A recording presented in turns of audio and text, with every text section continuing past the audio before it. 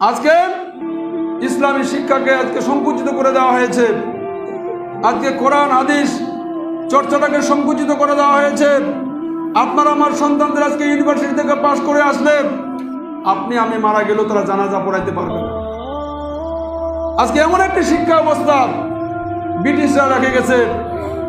ব্রিটিশরা যখন এই যে উপমহাদেশ থেকে চলে যায়, তারাই বলেছিল যে আমরা এমন একটি শিক্ষা ব্যবস্থা রেখে গেলাম, এই শিক্ষা ব্যবস্থার মাধ্যমে এরা নামদারি মুসলমান ঠিকই থাকবে, এরা আব্দুল্লাহ আব্দুর রহমান ঠিকই থাকবে, কিন্তু এদের চরিত্র হবে অমুসলিমদের মতো।